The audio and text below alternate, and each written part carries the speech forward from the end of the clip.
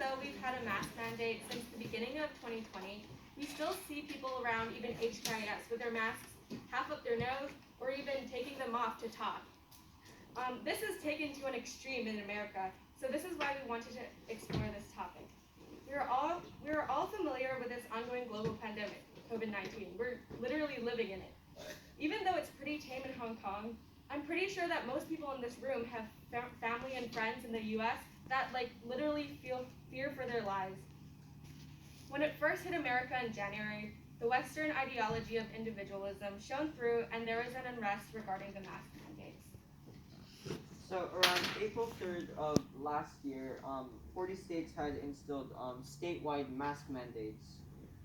Also, around as of December 8th, 2021, there have been 49.3 million COVID cases and 790,000 COVID-related deaths. Around 63% of Americans believe in wearing masks, and that means that the other 37% of the population do not believe in wearing masks. So why is this a problem? So we know that the pandemic is still ongoing, and it doesn't seem to be slowing down with the Omicron variant. The reality is that there are people with lives and families that are dying, as we've seen up to 790,000 people. This includes old people, people with compromised immune systems, and healthcare workers. They put their lives on the line for others' health. This is not going to improve with the anti-mask demonstrations.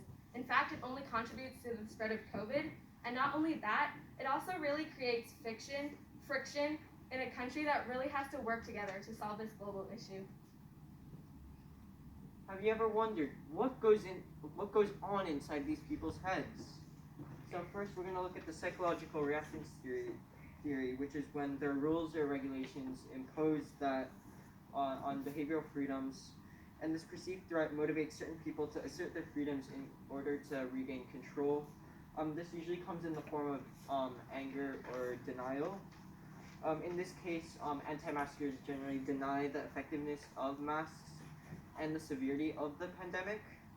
Also, they assert their freedoms by protesting, as can be seen in the anti-mask protests across America. So here's some quotes from anti-maskers. It's a violation of my freedom, I think, and then also, I just don't think they work.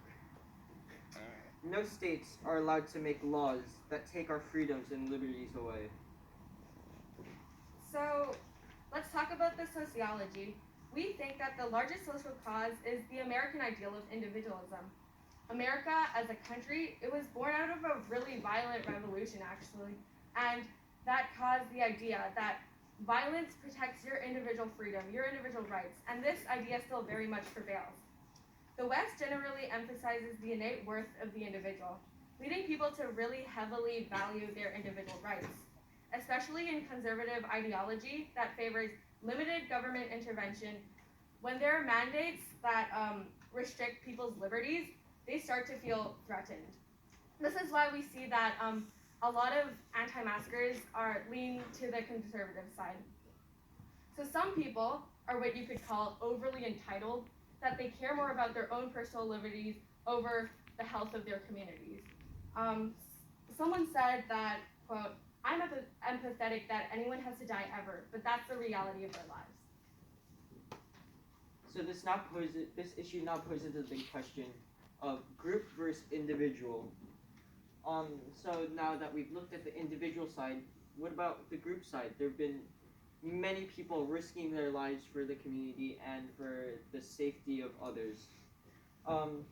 World Health Organization estimated that around 180,000 health and care workers could have died from the COVID-19 pandemic.